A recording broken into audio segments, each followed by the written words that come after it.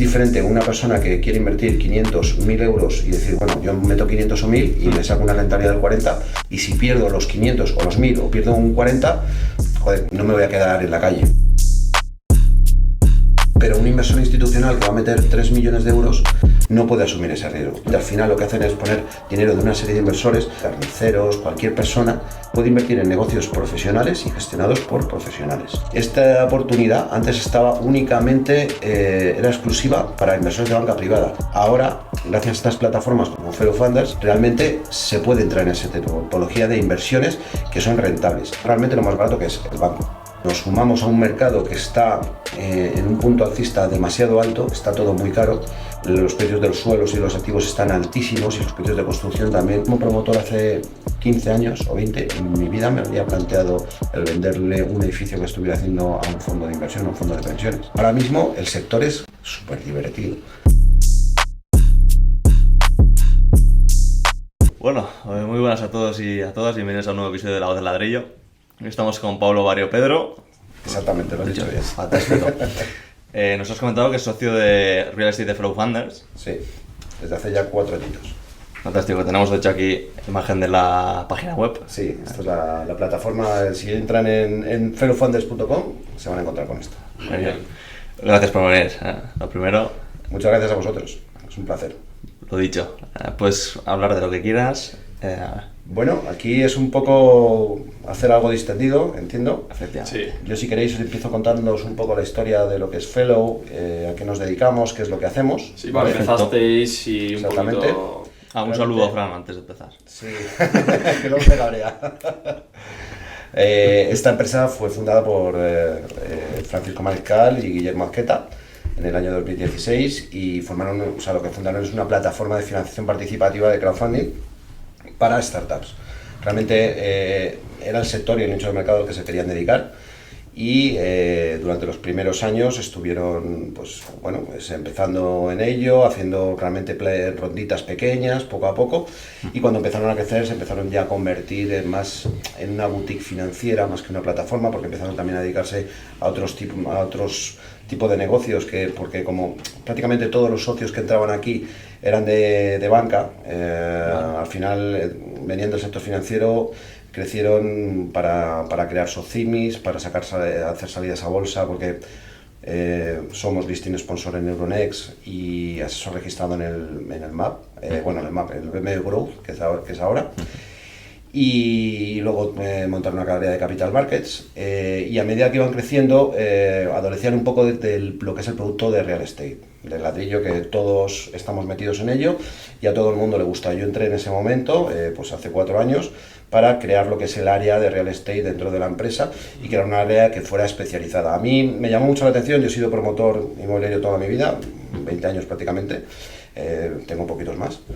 Y bueno, realmente me interesaba mucho porque siempre me interesaba mucho el mundo de las finanzas, el mundo financiero. Soy ingeniero de carrera y a mí el tema de los números y todo esto y la economía siempre me tiró bastante.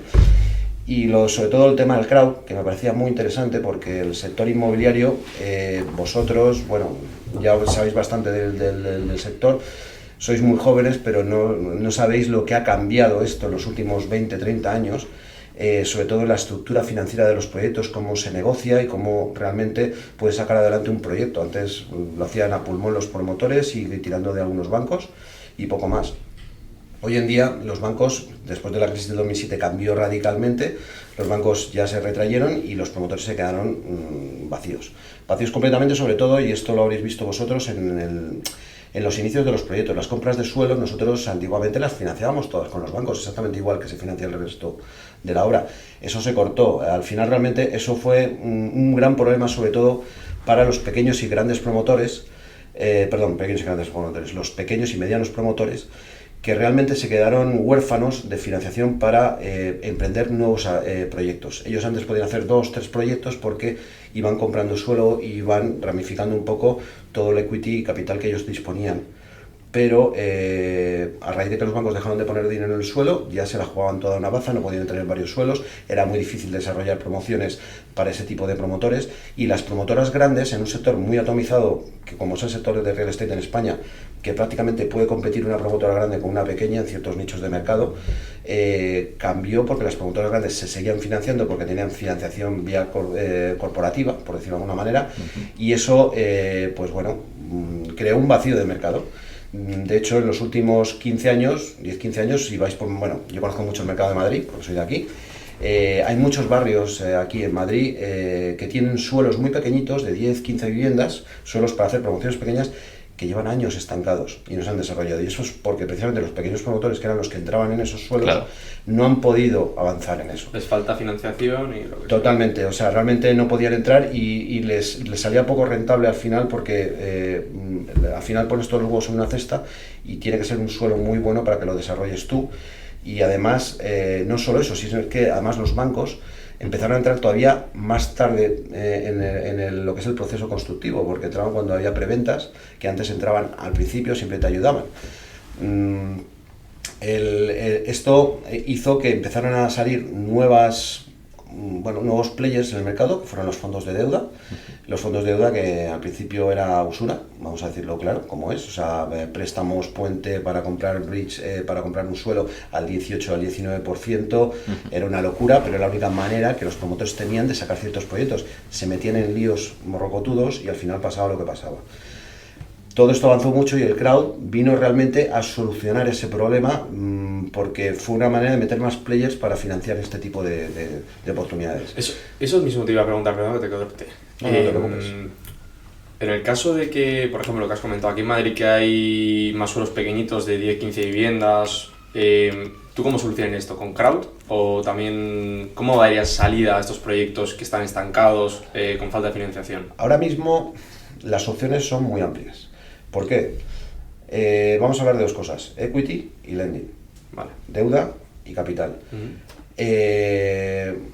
Ahora, la manera de estructurar un proyecto, antes era prácticamente pues eso, 20% equity, el resto préstamo. Ahora, la estructura de un proyecto no solo tiene que ser variada en cuanto a equity y a deuda, sino que además tiene que estar faseada. Me explico. Ese tipo de proyectos se solucionan con las dos opciones, de equity y deuda. Lo que pasa es que el suelo, por ejemplo, es algo que la deuda sigue sin financiar muy bien, porque pedir un bridge para comprar un suelo es bastante peligroso y es más cómodo financiarlo con equity. Al final es compartir con socios el riesgo que entren ahí. Ahí el crowd es básico. Es básico porque realmente conseguir socios inversores que sean institucionales o patrimonialistas, el capital, el big money, o sea, el capital institucional no suele correr ese tipo de riesgo promotor. Entonces es un riesgo que es diferente a una persona que quiere invertir 500, 1000 euros y decir, bueno, yo meto 500 o 1000 y me saco una rentabilidad del 40, y si pierdo los 500 o los 1000 o pierdo un 40, joder, no me voy a quedar en la calle, ¿vale? Pero un inversor institucional que va a meter 3 millones de euros no puede asumir ese riesgo. Claro. Entonces es más fácil financiarlo vía estos crowds, que realmente al final lo que hacen es poner dinero de una serie de inversores, popularizan la inversión, y eso es una realidad. Es un dicho que se dice mucho del crowd, pero es una realidad porque al final inversores pequeños, inversores del día a día, carniceros, cualquier persona, puede invertir en negocios profesionales y gestionados por profesionales. Esta oportunidad antes estaba únicamente, era exclusiva para inversores de banca privada, gente que tuviera un patrimonio superior a los 300, 400 mil euros. Ahora, gracias a estas plataformas como Fellow Funders, realmente se puede entrar en esa tipología de inversiones que son rentables. Y te estoy hablando del crowd en equity, que corres más riesgo y tiene mayor rentabilidad, como el crowd en deuda. Lo que es el lending, estabas preguntándome por cómo desarrollar ese tipo de proyectos. Sí. Esos proyectos, en inicio necesitas una parte de equity para apoyar el equity que pone el promotor, y luego vas a necesitar una parte de deuda, que esa parte de deuda puede provenir desde un banco a un fondo de deuda, incluso a un crowd de lending, ¿vale? Ahí es más factible, al final realmente lo más barato que es el banco. Después iría el crowd, porque realmente al final los tipos que te va a poner un crowd va a ser inferior a los que te va a poner un fondo de deuda, que es capital no voy a decir más asegurado, pero es más fácil captar capital cuando es mucho dinero. Para un fondo de inversión realmente es más fácil hacerlo que con un crowd, ¿vale? Con un crowd, el promotor siempre tiene la seguridad que el crowd pueda conseguirlo o no pueda conseguirlo. Un fondo de deuda al final tiene un capital que le respalda y entra directamente, pero eso cuesta, y cuesta más. Ahora hay una situación que ha cambiado también radicalmente en los últimos meses, los tipos de interés. Los tipos de interés, por ejemplo, al equity crowdfunding le han hecho daño, en el sentido de que antes lo que es la inversión, tú comparabas tu inversión en función de lo que te podía dar en equity o en deuda. Tú en equity estás manejando a lo mejor unos ratios, unos KPIs que ibas anualizado, buscar una rentabilidad del 12, el 15 o el 18 anualizado, ¿vale? Eso era en función del riesgo que tú querías asumir. ¿Por qué? Porque los tipos estaban bajo cero y al final no había opciones de bonos del Estado, de deuda corporativa, ni nada por el estilo. Con los tipos al 4 o al 5% tienes opciones, sobre todo el capital que viene de banca privada, tienes bonos del Estado de Estados Unidos al 5,5, al 6, bonos corporativos al 7 o al 8. Si tú comparas ese riesgo con una promoción inmobiliaria, con el riesgo de promoción al 12, es difícil entrar. Claro. ¿Vale? Entonces complica la inversión a nivel de equity. Tú requieres un nivel de inversión, o sea, un nivel de rentabilidad superior. Eso está haciendo que ahora esté cambiando un poquito todo el tema de la inversión en crowd. Hablo de la inversión en crowd porque el equity principalmente viene de crowd, ¿vale? Ya os digo que el institucional no suele entrar en este tipo de inversiones. Pero claro, nos sumamos a un mercado que está en un punto alcista demasiado alto, está todo muy caro, los precios de los suelos y los activos están altísimos y los precios de construcción también, los márgenes también se han estrechado. Entonces, ahí el equity ahora mismo es complicado encontrar proyectos de equity que realmente puedan satisfacer la demanda que hay por el riesgo que corres. Ahí es donde entra un poco Fellow Funders, porque nosotros nos basamos principalmente en el análisis de los proyectos. Es la gran diferencia que podemos tener a lo mejor con respecto a otras plataformas. Intentamos ser muy concienzudos en el análisis, de manera que, bueno, pues analicemos muy bien con unos KPIs que nosotros tenemos de riesgo y otros KPIs de rentabilidad. Estos KPIs, al final realmente el problema que tenemos, lógicamente, es que muy pocos proyectos lo pasan porque no llegan, y ahora mismo menos. Al final nosotros somos analistas de riesgos y los proyectos en equity pueden salir mal. De hecho, pues nosotros ahora hemos sacado unos proyectos en equity que estamos entregando que nos han salido mejor y otros peor. Incluso uno ha salido mal y ha salido perdiendo. Pero eso es lógico, es algo inherente a este tipo de inversión y lo tienes que asumir. Pero lo importante es que aun saliendo mal, o no pierdas dinero, lo que pierdas sea eso, un 3 o un 4, pero no pierdas toda la inversión, o no pierdas un 50 o un 40. Nosotros exigimos siempre a los promotores que coinviertan con los inversores para que estén alineados, y luego toda la rentabilidad que saque el promotor tiene que venir, la rentabilidad viene coordinada con la rentabilidad del inversor, es decir, los intereses del inversor están alineados con el promotor, porque el promotor, su variable va a depender de la rentabilidad que saque a partir de un cierto mínimo para el inversor, ¿vale? Y nosotros también lo atamos no solo al mínimo que saca para el inversor, sino al plazo de tiempo que lo puede hacer. Pero claro, tú un promotor, si vienes y le dices, bueno, tú a partir del 15%, del resto, el 50% te lo llevas, ¿vale? Pero si yo no lo vendo a ese precio, puedo esperar 10 años hasta venderlo a ese precio porque es mi rentabilidad. No. Nosotros digamos al promotor a que en función de cómo va pasando el plazo de tiempo, su variable o su rentabilidad va mermándose, porque le vamos aumentando el mínimo que le queda al inversor. Establecemos una rentabilidad mínima mensual, no anual. Entonces, si un proyecto dura 24 meses, va a tener una rentabilidad mínima de X, puede ser, si es un 1% mensual, el 24%, y a partir de ahí cobra el promotor. Y si se va a 36 meses, esa rentabilidad salva al 36%. El promotor está primado para acabar cuanto antes y en el mejor precio posible, ¿vale? Eso no quita que, bueno, pues que haya cosas que puedan salir mal. Siempre la realidad es que es un riesgo. Incluso el lending, que lo venden como seguro, es un riesgo. El tema de analizar bien las garantías es una cosa que yo valoro mucho porque, bueno, no soy un experto, pero sí he tratado mucho con bancos y con fondos, y al final, mira, en el lending las garantías que te pide un banco son muy restrictivas. ¿vale? Tan restrictivas que realmente cuando el banco a día de hoy en una promoción te da el dinero, prácticamente es como decirle, ¿para qué me lo das? O sea, me estás pidiendo tener comprado el suelo, tener prácticamente más del 50% del equity metido y tener el 60 o el 70% de las preventas. Joder, pues ya Claro, me lo das para echarlo. qué.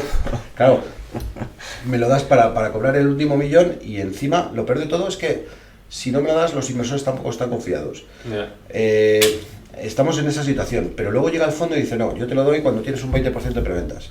Ahora eso sí, te lo doy al 15% y te ignoro las acciones de la sociedad, el suelo, los contratos de compraventa, bueno, los panzoncillos que llevas, Hostia. todo. Bueno, pues claro, y luego te piden garantías adicionales. Yo comprendo que es un trabajo difícil y que tienen que hacerlo y tenemos que estar siempre en ese mood. Los crowds, por ejemplo, ahí son un poco menos restrictivos porque al final realmente son lendings más pequeños y las garantías que suelen coger no suelen ser tan concisos en todo lo que piden porque también, bueno, pues al final realmente es un tipo de financiación que está entre lo que es el banco y el fondo, pero que también está más limitada y además más condicionada, ¿vale? Es un mundo que es muy curioso, porque luego, por ejemplo, los bancos no entendían muy bien el sistema de crowd, pero ahora es que estoy medio constipado. No entendían muy bien el sistema del crowd y ocurría mucho que en promociones que entraban en equity con crowd, luego llegaba el banco y no te daba el préstamo. No te lo daba porque realmente al final ellos no querían tener un préstamo dado a una sociedad que tiene 117 inversores. Claro. Porque pensaban que tenían 117 personas a las que reclamar el dinero que debían. Entonces, ya con el tiempo lo han ido aceptando. O sea, al final entras en una SPV, el SPV tiene ciertas garantías y todo va evolucionando. Pero la manera de estructurar esto y evolucionarlo ha sido difícil. Hay que tener en cuenta que en España el crowd está muy en pañales. Ahora ha avanzado bastante, pero en el resto del mundo está mucho más avanzado que aquí. Entonces...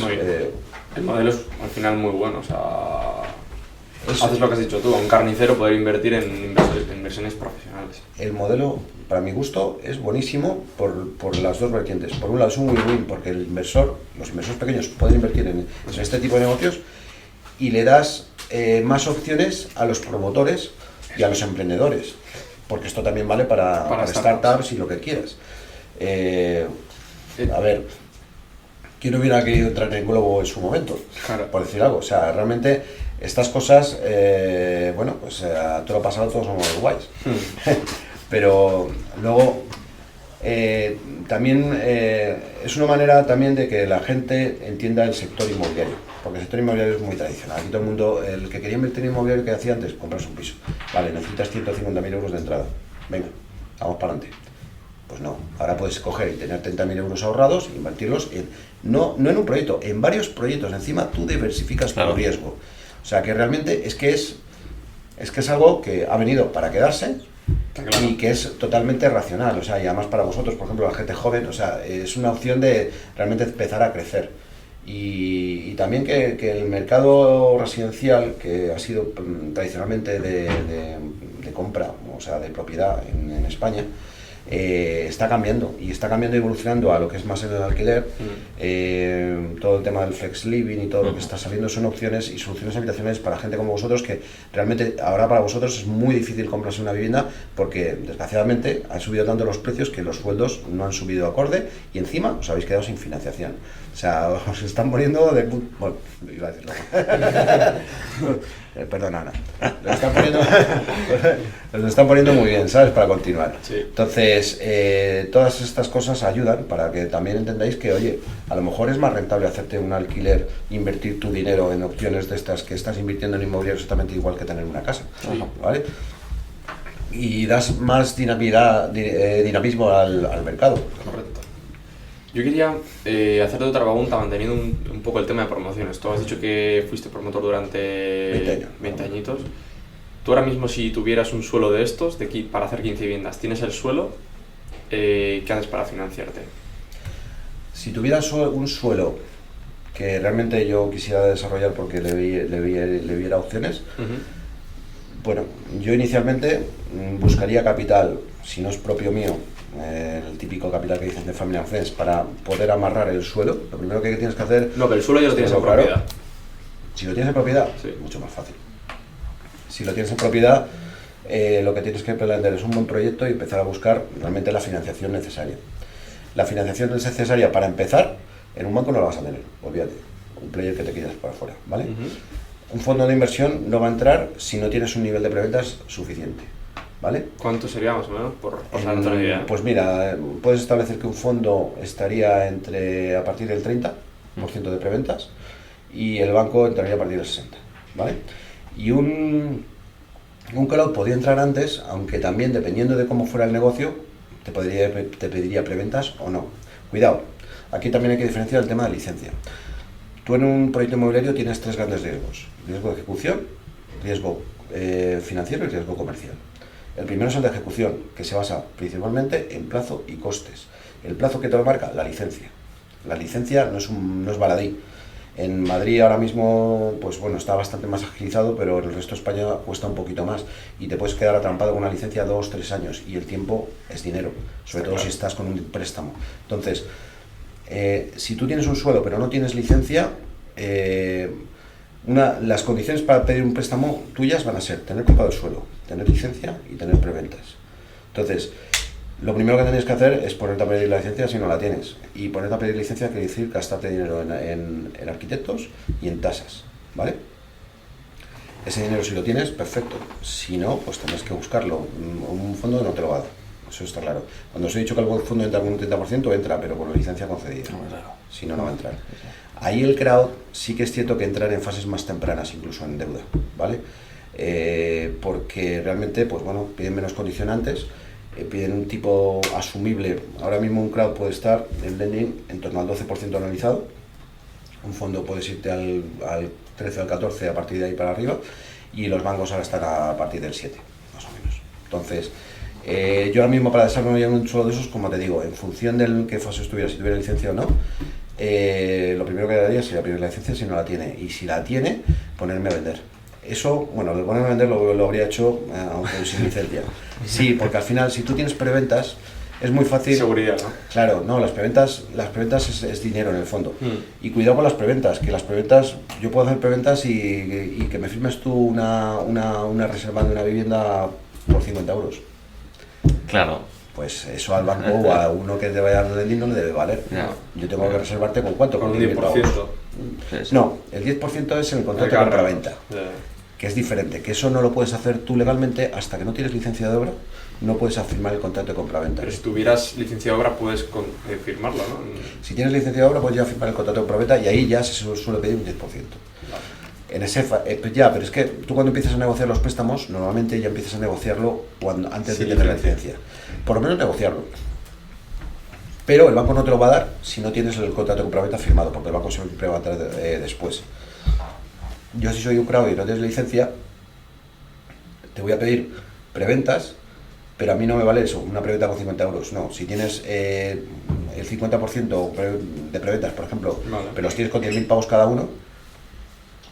Ya. A ver, Ya lo una puedes persona mirar. para perder 10.000 pavos, pues también se tiene que echar para atrás bastante, Sí, ¿vale? está claro. Entonces, la fase inicial, o buscas equity para continuar hasta que puedas tener las preventas suficientes con licencia y firmadas, o la opción tuya sería eso, o hacer un crowd, o dinero tuyo, o de inversores que tú conozcas. Se podría hacer un equity también, ¿vale? Teniendo el suelo, puedes buscar equity para financiar, digamos, lo que es la fase hasta que te llegue el préstamo. Lo que pasa es que yo creo que ahí es más factible ya entrar en deuda. Te digo con sinceridad, porque si entras en deuda, ya teniendo el suelo comprado, la deuda te va a salir más barata que el equity. Al final, tú a la equity le tienes que dar más. Y la deuda eres capaz de conseguirla ya con el suelo comprado y con licencia o con preventas, ¿vale? Normalmente cuando un promotor tiene el suelo comprado y quiere entrar en equity, lo que hace es intentar hacer lo que se llama un cash out, que es quitarse parte. Yo he pagado el suelo me ha costado 1 millón, ya lo tengo, pues mira, pido medio millón y le doy medio millón, pero lo saco del millón que yo he metido ahí, ¿vale? O sea, intentan realmente sacar parte del capital que ellos han metido, Sí. metiendo a nuevos inversores, ¿vale? Ese tipo de proyectos, o sea, ese tipo de inversiones no les gusta mucho a los inversores, porque al final no deja de ser que el promotor está huyendo un poco del Sí, negocio, del- ¿vale? de la operativa. Entonces es una operativa que no se suele dar mucho, no se suele coger mucho, pero sí lo hacen. O sea, llegan proyectos así a diario. De hecho, nosotros, no he hablado del deal flow, o sea, de los proyectos que nosotros recibimos. Nosotros ahora mismo tenemos un deal flow muy potente, pero porque es inherente al mercado. Los promotores están caninos. Al final, realmente, hay muchas opciones ¿Están, perdón? caninos. Vale, vale.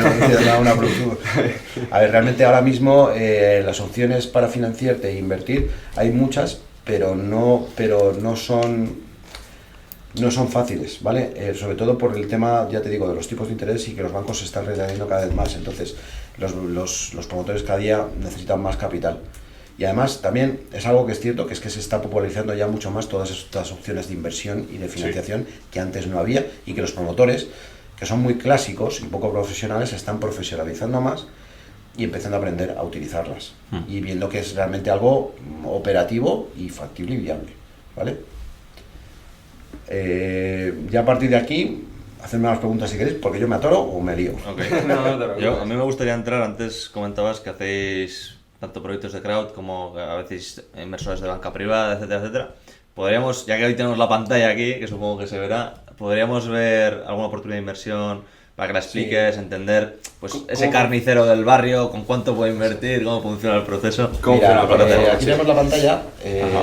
Realmente tú aquí te podrías ir a oportunidades de inversión directamente, y tú aquí tendrías las oportunidades ¿Tenéis tanto real estate aquí como startups? como startups. Ajá. Realmente se puede decir que es real estate y corporate, ¿vale? Vale. Y- Tú aquí en los proyectos puedes entrar, esto sin ser usuario ni nada, ya simplemente los puedes ver, Ujú. ¿vale? Que tú pinchas aquí y tienes toda la información del proyecto. Y me he metido en un proyecto que es Promoción Oleiros, que es un proyecto que hemos abierto ahora esta semana, ¿vale? Es una promoción en Oleiros, en Galicia, de... Quiero recordar que eran 9 viviendas, ¿vale? 9 viviendas individuales, ¿vale?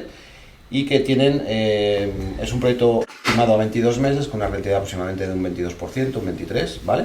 Entrando ¿Anual? en equity. Sí, no, anual no, total. Total, vale, vale. O sea, realmente estamos yéndonos a un 12%, es un 12 y pico anualizado, ¿vale? Lo que pasa es que nosotros hablamos de rentabilidades netas, es decir, Vale. lo que recibe el inversor directamente, y siempre valorando en un escenario lo más conservador posible, yéndonos a los rangos bajos de venta, rangos altos del precio de construcción, etcétera. Bueno, puede ir a mejor y también puede ir a peor, ¿de acuerdo? Dependiendo del momento de mercado. Entonces, nosotros en este paso, por ejemplo, entramos cuando la licencia ya está prácticamente dada, porque ahora mismo ya está dado el visto bueno por el ayuntamiento y simplemente la tienen que firmar. Entonces, ya es una fase bastante avanzada porque ya están prevendiendo. Es una fase típica para entrar en equity. Tú aquí, aparte de tener toda la información del proyecto, Sí. tienes todo nuestro análisis y aquí puedes ver el plan financiero que os he comentado antes, con análisis de sensibilidad, detallado realmente en todo lo que podemos, porque luego aparte de esto nosotros tenemos un informe que se llama IVO, informe de viabilidad objetiva, en el cual se detalla ya más puntualmente todos los puntos del proyecto y todos los datos económicos del proyecto, ¿vale? Esto lo podéis descargar si sois usuarios en documentación, ¿de acuerdo? Que aquí si no eres usuario no lo podrías ver, ¿vale? Entonces, siendo usuario, os voy a mostrar que yo aquí tengo un usuario abierto tipo, ¿vale? Que si no lo digo así, me van a matar. Tú si eres usuario directamente pinchas en el proyecto. Ajá. Y os voy a explicar para que veáis lo sencillo que es invertir en un proyecto de estos. Tú estás en este proyecto de Oleiros. Vas aquí, ahora mismo está en fase de reserva. Tú puedes reservar tu inversión y cuando se abra directamente ya haces la inversión, ¿vale? Sí, bastante ya entonces, Sí. invertido. Entonces ahora ya le das en reservar. Y aquí pones la cantidad que quieres, 1.000, 2.000 euros, el mínimo es 1.000 euros, ¿vale? Para que lo sepáis, hay otras plataformas que tienen menos importe. Nuestro tipo de inversor es un inversor, no voy a decir más cualificado, pero sí son inversores de más cantidad. El ticket medio que nosotros tenemos de inversión retail está en torno a los 3.000, 5.000 euros y de inversor de high net worth está en los 30.000, ¿vale? Entonces, tú aquí le das a confirmar la inversión y directamente, si no me deja mal, te la confirmaría. Reserva realizada con éxito, ya está. Muy Ya bien. tienes hecha tu reserva y ahora cuando sea el momento en el cual ya se va a formalizar la ampliación de capital, te mandan un mensaje, tienes que hacer la transferencia a tal sitio, tal y cual, y ya está. O sea, No tienes que ir al notario, no tienes que hacer nada, lo tienes con un clic. O sea, es muy sencillo. Muy bien. Lógicamente, para ser inversor, lo que sí tenemos que claro que tienes que pasar un KYC, un Know Your Client, que pues te piden tu DNI, te piden una fotocopia del DNI, te piden datos, porque es lógico, se hace también el tema de prevención de blanqueo de capitales, etcétera. Y pues bueno, esto porque nosotros somos una plataforma regulada por la CNMV, y esto quiere decir que tenemos que cumplir ciertas condiciones, que también es un seguro tanto para el inversor, porque sabe que es información transparente y está regulada, y para el promotor, porque nosotros nunca tocamos el dinero, eso que lo sepa todo el mundo. Nosotros solo somos el intermediario entre el promotor y el inversor, pero el dinero va directamente del inversor al vehículo promotor, ¿vale? Y además pasa por una entidad de pagos que está regulada por el Banco de España, que es la Monway, ¿vale? Es un proceso que está totalmente legislado y sin ningún tipo de problema, ¿vale? Vale. Y bueno, pues básicamente esto es como la manera de invertir. Lo que pasa es que los proyectos nosotros tratamos de sacar el proyecto, pero antes de sacarlo siempre hacemos un tanteo con ciertos inversores. Al final realmente los inversores, nosotros ya tenemos inversores de la casa que son recurrentes y les hacemos un planteamiento del proyecto para ver cómo lo ven, claro. Para también, también saber feedback, porque aquí ten en cuenta, yo llevo el departamento de real estate, pero llevo lo que es el departamento de deal flow, el producto.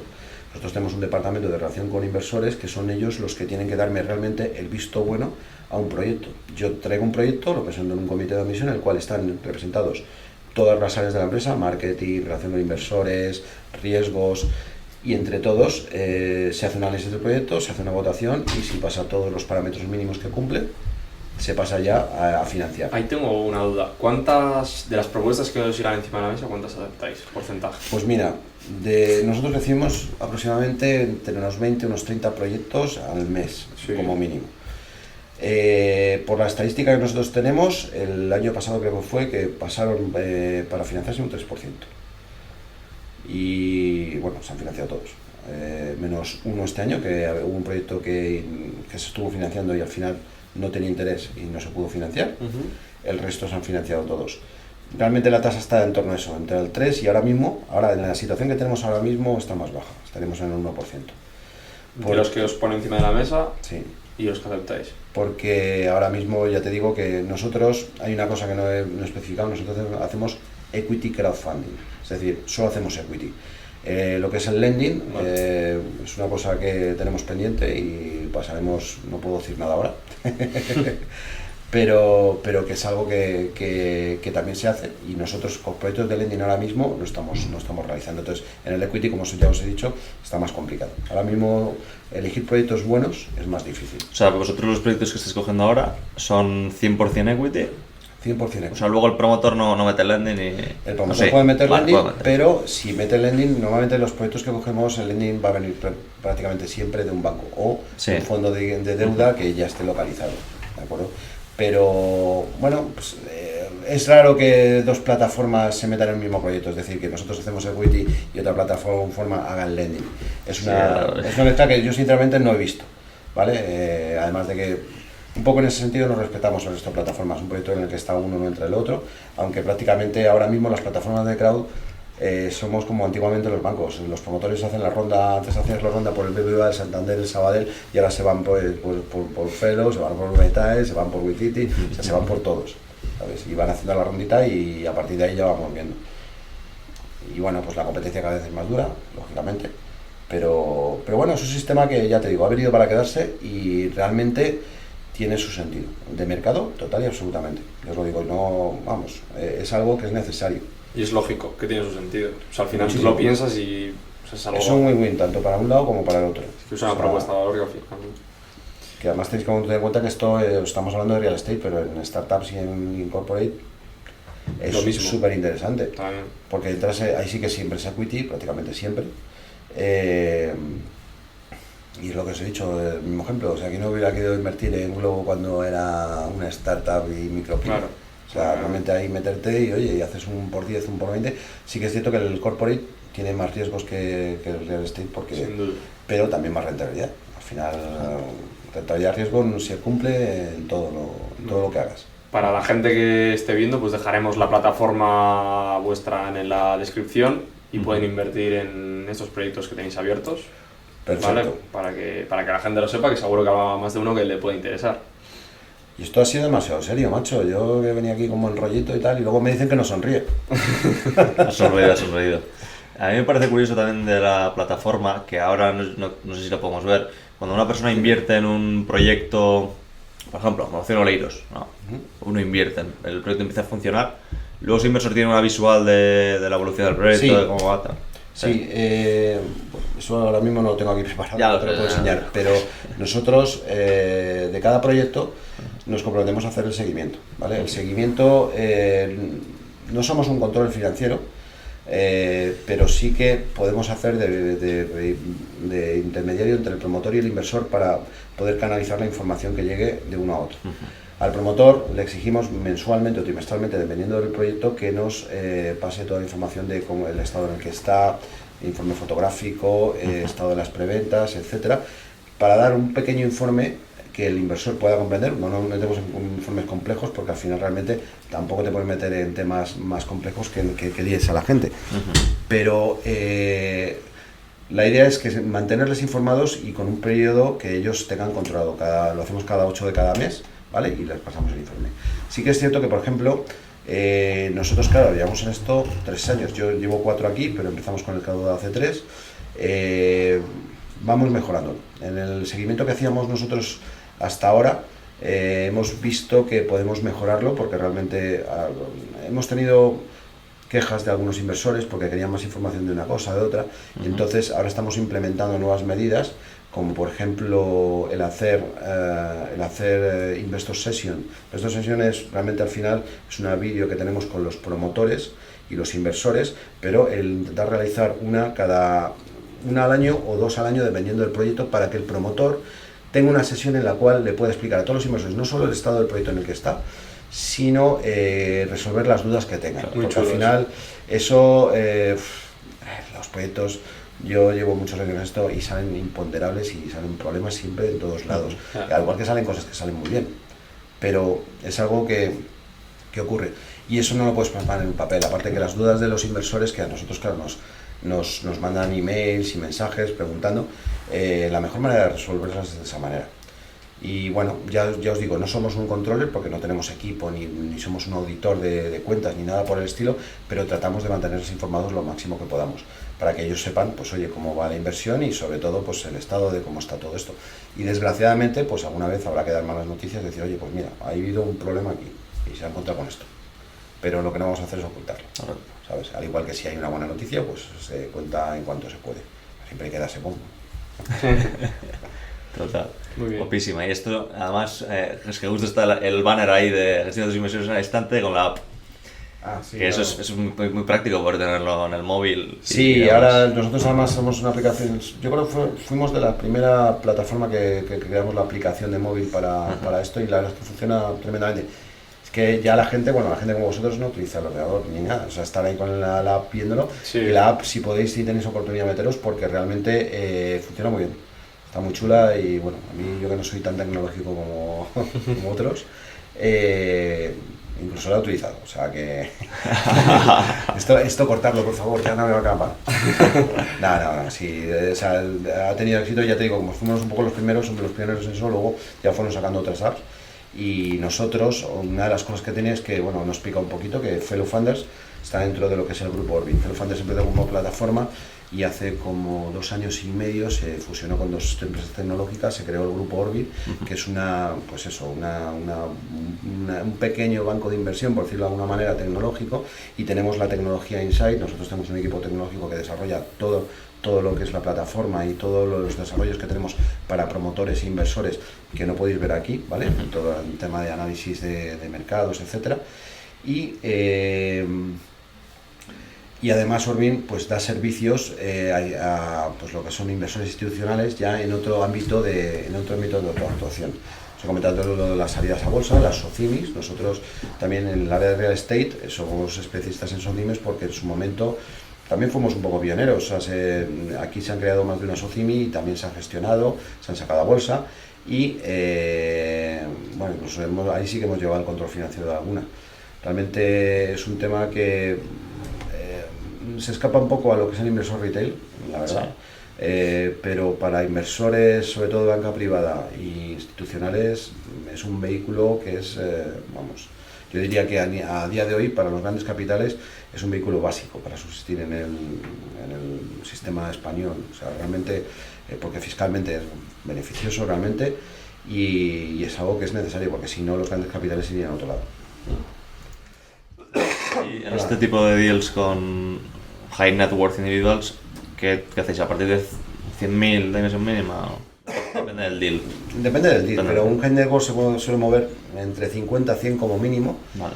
Y nos vamos al medio millón aproximadamente, no como máximo, pero que son Bueno, ese tipo, o sea, están en esa ronda. Por ejemplo, hay una cosa que es bastante importante, que es que a nivel fiscal, si tú eres un high net worth, muchas veces te interesa, si inviertes en equity, invertir siempre como mínimo un 5% del capital social de la compañía. Claro, nosotros el crowd lo podemos hacer como máximo de 5 millones, que es lo que marca la ley. Y un crowd de 5 millones, pues el 5% estaríamos hablando ahí aproximadamente de unos 250.000 euros.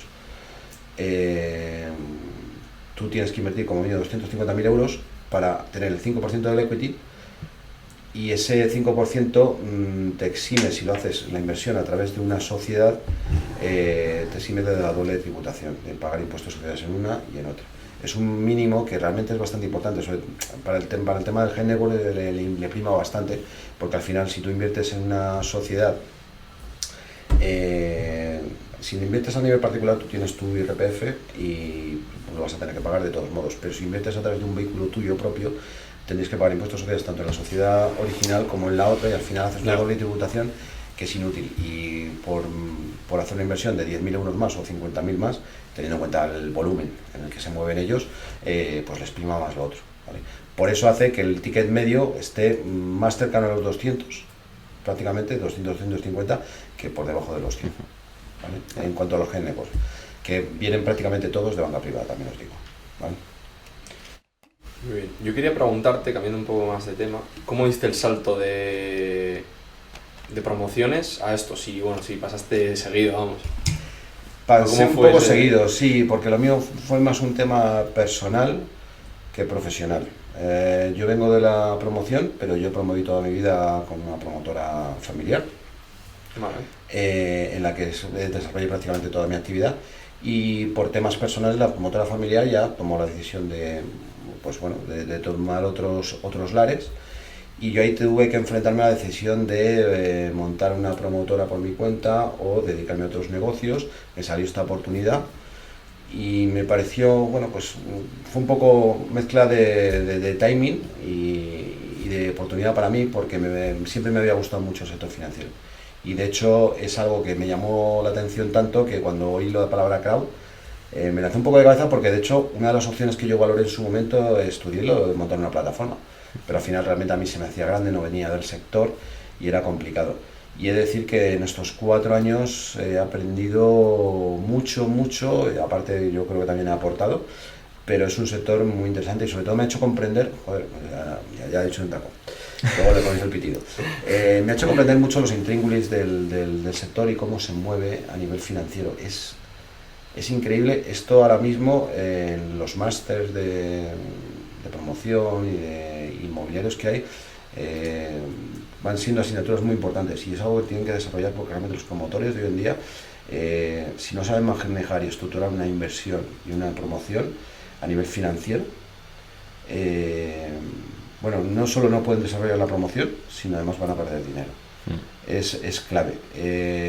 Pero bueno, quitando todo esto, el salto en ese sentido lo di para hacer eso. Ahora, si te soy sincero, ya llevo 4 años aquí, me empieza a llamar un poco la atención lo de ponerme otra vez a promover, que eso es una cosa que siempre me ha gustado mucho, pero bueno, aquí también estoy muy a gusto y me gusta bastante lo que hago, aunque también soy un culo inquieto.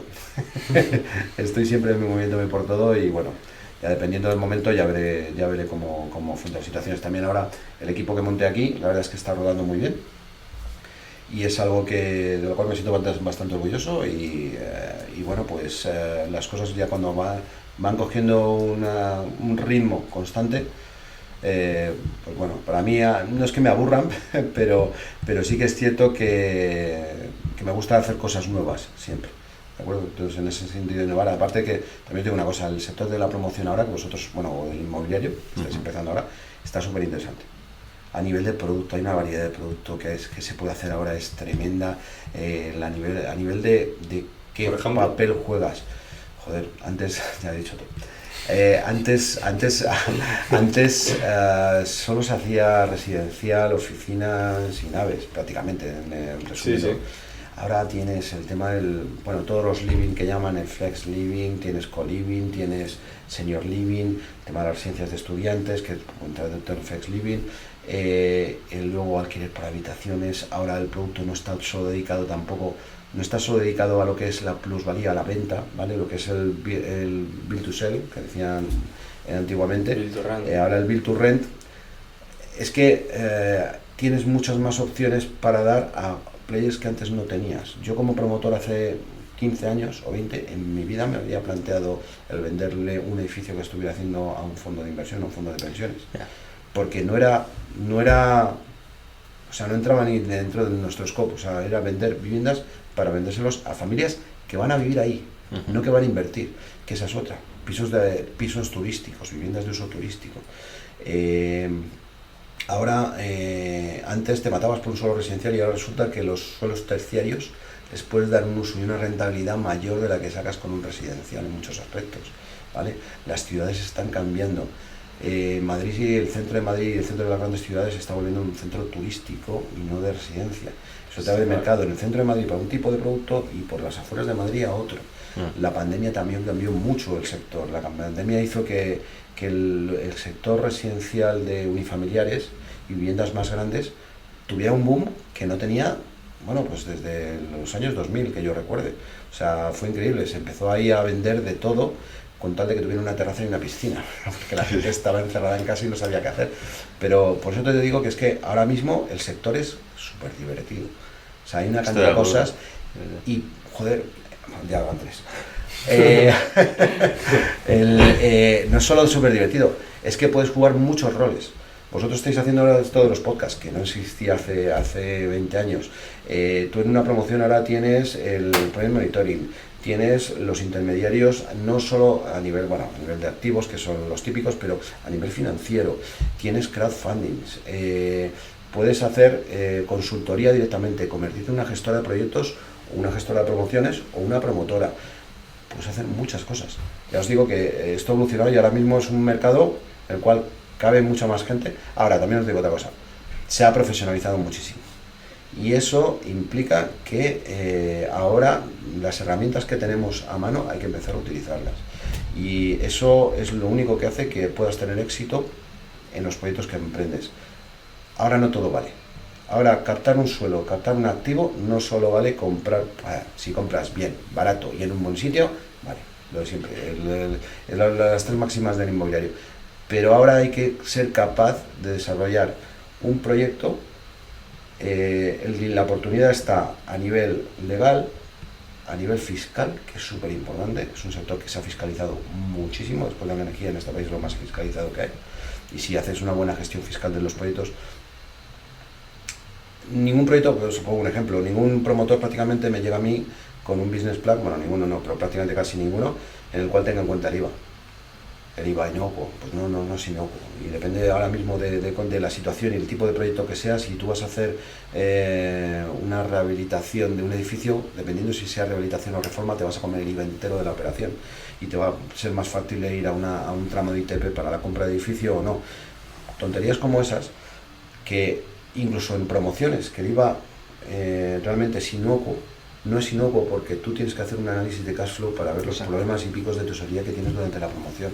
Y cuando tú me dices que necesitas 10 de equity, resulta que no, que necesitas 12. ¿Sabes por qué? Porque este IVA que te lo van a devolver dentro de un año, lo tienes que pagar aquí, hijo mío. ¿Y con qué lo pagas?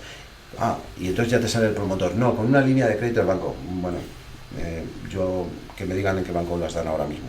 O sea, entonces, ese tipo de análisis... pues vuelva un poco en ciertos promotores que vienen más de la vieja usanza. Entonces hay que estar más en el mercado, más profesional, utilizar las herramientas. Digo herramientas porque hay herramientas ahora ya también para esto. Hay mucha más información en el mercado. cuando nosotros construíamos hace años, hacías algo porque creías que se podía vender, porque era bonito, pues que ahora puedes hacer un análisis de demanda, análisis de demografía, pero cuando te hablo de un clic en internet y con plataformas que hay. Análisis por sector, por edades, qué es lo que compran, qué es lo que hay. Puedes hacer un diseño y un análisis del producto que, joder, si lo utilizas bien, puedes hacer un producto realmente casi a medida, el tailor-made este que hablan tanto. Claro. O sea, pues todo eso, bueno, pues ahora las nuevas generaciones como vosotros que venís ya lo vais teniendo más en cuenta. Pero hay mucho promotor clásico, mucho promotor familiar, ya de cierta edad y tal, pero que sigue mandando y influyendo mucho en el sector, que no lo tiene en cuenta. Y oye, pues es una evolución natural. Y si no lo haces, vas a palmar, con perdón. Y otra cosa que me dejo en el tintero, la inteligencia artificial, y lo voy a dejar ahí. Cuidadín, hay que empezar a mirarlo muy de cerca, y en este sector también. El sector del real estate. Sí, el sector del real estate. Creo que, bueno, va a cambiar el mundo entero. Yo que ya soy mayor ya recuerdo cómo cambiaron los móviles, cómo cambiaron internet, el mundo en general. Pues lo de la IA ya veremos dentro de 10 años. Incluso menos, te diría que en 2-3 años, quien no esté utilizándola en prácticamente todo, va a estar atrás. Y además implementándola en todo. Dices que no estás tecnologizado, pero vamos, al final estás en todo, parece. Bueno, pero porque he hablado mucho, pero no me entero. Lo pregunto a la gente y que me lo cuenten y tal. Yo prefiero ir así de serio. No, pero lo de ella sí me interesa. Me interesa, para mí, yo sigo diciendo soy mayor. Para mí es Skynet. No sé si os acordáis, si habéis visto Terminator, que vosotros sois muy jóvenes. Sí. Pues es Skynet, tío. Ha llegado aquí para colonizarnos, pero es la realidad. Iba a decir la puta realidad. Sí. Y es algo que no hay que tenerle miedo en el fondo, ¿vale? Sí que es cierto que va a cambiar la vida en muchos sectores, y en el real estate hay nichos, el tema de comercialización, el tema de atención al cliente, en el tema de construcción, de tecnología de proyectos, o sea, lo que son los proyectistas. Les va a cambiar mucho la vida, ya veremos que arquitectos diseñan sus propios proyectos dentro de 5 años y no le das a Morton Kilo un edificio de 17 viviendas tal y cual. Entonces hay que adaptarse y ver dónde hay negocio. ¿Dónde verías tú los mayores cambios de la IA en el sector del real estate? Para mí inicialmente estarían localizados a nivel de técnico, lo que os he comentado, a nivel de proyectos y diseño. Arquitectura, además, ¿vale? Ahí yo lo veo clarísimo. Sí. Clarísimo, y además peligroso porque hay muchos arquitectos en este país. Sí. Y tienen que hacer algo. Ahí se diferenciaría. Hay mucha gente que dice que al final eso va a ser una herramienta para los profesionales. Pero bueno, no sé hasta qué punto. No sé si un promotor o... Va a ser una herramienta, sí va a ser una herramienta, si todo te facilita la vida. Internet me facilita a mí mucho la vida, claro. Pero está claro que ha quitado muchos puestos de trabajo y lo va a seguir haciendo la tecnología. Cuando llegó la revolución industrial y llegaron las máquinas a hacer las cosas en las fábricas, quitaron millones de puestos de trabajo y nos facilitó la vida, pero dejaron a mucha gente en el paro que se tuvo que dedicar a hacer servicios. Entonces, bueno, hay que ver cómo se adapta. Yo creo que va a facilitar mucho las cosas para los promotores, sí, porque al final estás al otro lado, eres el emprendedor. Pero para lo que es el desarrollo técnico de un proyecto va a cambiar totalmente. Para la construcción también. ¿En qué aspecto? Porque la construcción está tendiendo ya muy directamente a la construcción industrializada de cara al futuro. Está cambiando en España. En el resto de Europa y en el resto del mundo se lleva cambiando bastante más tiempo. Aquí está tardando mucho en llegar. Pero la construcción industrializada ha llegado para quedarse exactamente igual, y ahí pues lo mismo. Yo cojo y... A ver, me estoy avanzando mucho en el tiempo, pero ahora hay obras que se están haciendo, o sea, ya hay construcciones, máquinas de 3D, impresores de 3D que te hacen una casa. Eso he visto algún vídeo. Sí, que te cogen, que van 4 máquinas... que la IA lo haga tal y cual y me traigan la casa ahí y la plante, pues ya está, ya tengo... Al final, realmente estoy siendo muy simplista, ¿vale? Pero igual, a nivel comercial, joder, llevan 5. Lo estoy contando, ¿eh? A nivel comercial, tú imagínate todas las posibilidades que tiene. A nivel de atención al cliente, de selección de clientes, de diseño de producto. Bueno, el postventa ni te cuento. O sea, cuando tú te metes en cualquier página web de estas que dicen, no, mejor por el chat. Claro, porque por el chat hay una máquina que contestándote y no hay un tío. Claro. Y la postventa en inmobiliario, en real estate, es muy difícil. Sí que es cierto que va a haber, como siempre, va a haber servicios y trabajos que no se van a poder sustituir, pero en el análisis de proyectos. Yo que me jacto, no he hablado de ello porque no hablo de mi libro, pero yo tengo un modelo financiero a través del cual se analizan todos los proyectos aquí y que, bueno, pues que es mío, que lo he desarrollado durante un montón de años.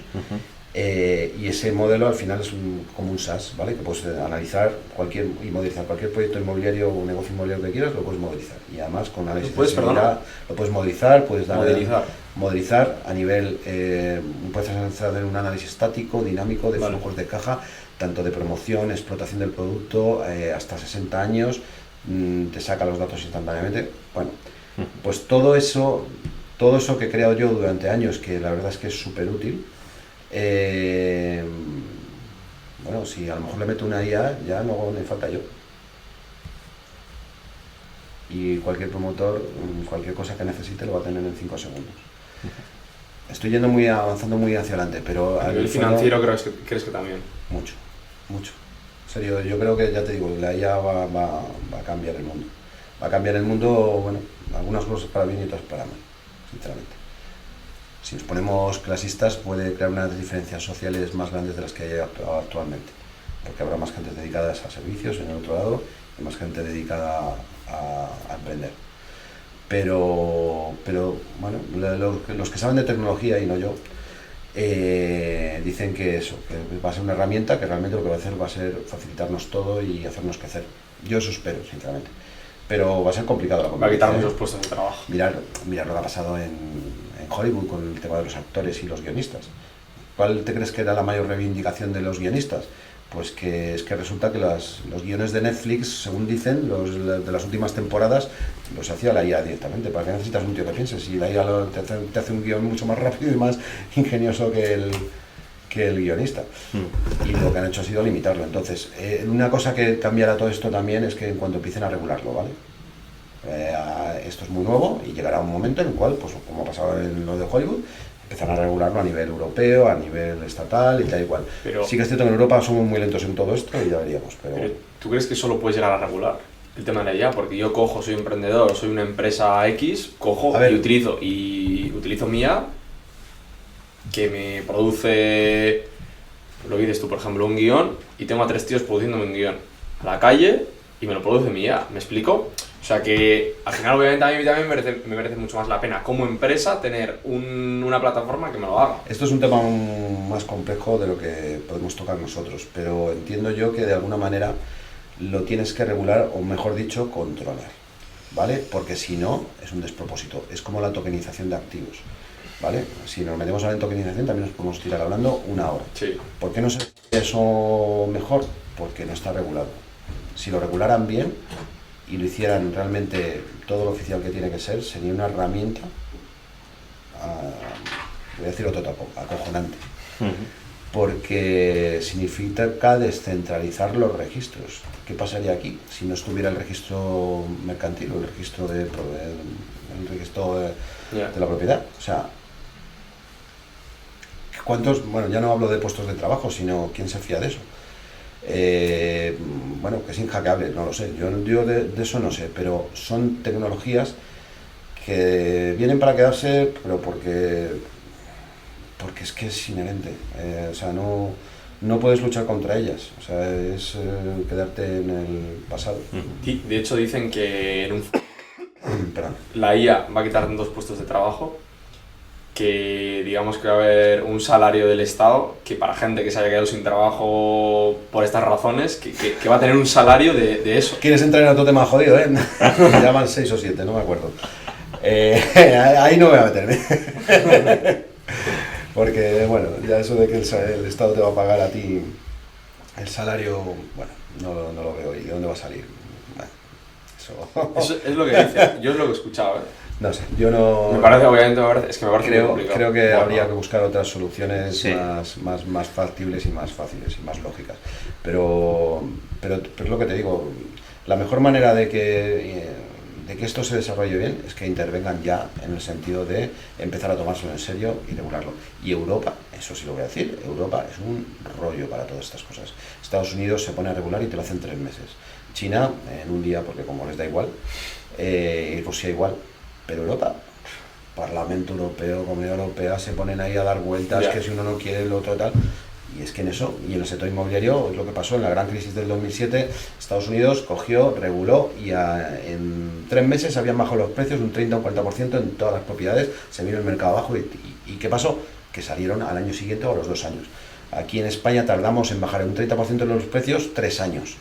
Y tuvimos 3 años de crisis y luego otros 2 de recuperación. ya. Joder, es que somos muy lentos, tenemos unos mercados muy lentos en Europa.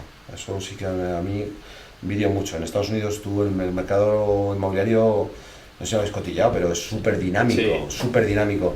Es que es casi como la bolsa, o sea, puedes ganar y perder dinero en nada, pero luego tienen toda la información pública, tú puedes acceder a los registros, tú puedes ver por cuánto se ha vendido una casa, comprado. Es un mercado que es muy entretenido, muy bonito. Lo que pasa es que bueno, también reservado para los americanos. Sí. Lógico ¿Vosotros también. no trabajáis fuera de España? No sé. No, la intención nuestra, bueno, ahora queremos abrir Orbin en otras localizaciones, Ajá. en concreto en Mónaco, Ah, mira.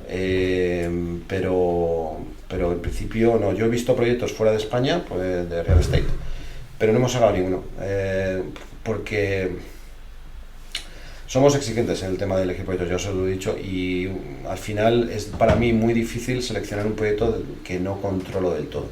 Tenemos un proyecto en Portugal a nivel legislativo, regulatorio, tiene que estar muy claro para que lo podamos sacar, ¿sabes? Entonces es muy interesante, pero quizás ahora si viene un poco una recesión dentro del sector del real estate, que parece un poco que se está frenando bastante, habrá que buscar otros mercados diferentes dentro de España con otros nichos, ya os he dicho, pues senior living o lo que quieras, o buscar fuera. Porque el dinero es como la energía, ¿no? Ni se crea ni se destruye, solo se transforma, pues se va de un lado a otro. Eso es. Se mueve así. Y Pero bueno. no sé qué más contaros, macho. Estamos aquí enrollándonos y es que sonrío, que se me olvida. Un saludo a Ana. Sí, Yo creo que ha sonreído Ana bastante. ya es aquí trending topic, ¿no? Muy interesante. Pues nada, ¿Vamos terminando, chicos. os parece? ¿O tenéis algo que queréis comentar? No, luego hablamos de lo que hemos dicho antes. Perfecto, pues... Vale. nada. Llevamos 1 horita y poco. Ah, vale. Así que perfecto. Lo editáis, lo dejáis en 10 minutos y perfecto. Solo el tráiler. Muy bien. Muy bien. Gracias por venir, tío. Nada, un placer, en serio, encantado, de verdad. Ha sido una experiencia nueva. Luego quería decirte a quién te gustaría ver o quién te gustaría que podríamos llegar a entrevistar en el sector del real estate, aquí en el podcast. ¿Quién te parecería un perfil interesante? ¿Uno o varios? Si tienes más. Pues bueno, si podéis llegar al presidente de Merlin, me parece podría. el más interesante de todos. Vale. Me parece un tipo impresionante. Ahí lo dejo. Y cuidado que esto luego lo pueden ver. Perfecto. No solo es una persona interesante, sino además es llana, concisa, sabe expresarse perfectamente. O sea, es algo que es un tío que si veis cualquier entrevista suya, bueno, todo lo que dice es interesante. Muy bien. A ver si se anima. Sí, sí. Lo Vale, pues intentaremos. vamos terminando ya y Eso es. y eso. Muchas gracias por venir, por hablar con A nosotros. vosotros, de verdad. Y listo. Listo. Dejamos todos los links, redes sociales y eso. Sí, www.fellowfunders.com. Venga, perfecto. Muy bien. Vale. Pues encantado. Un saludo y hasta la próxima. Placer. Hasta Hasta luego. la siguiente. Chao. Adiós. Chao.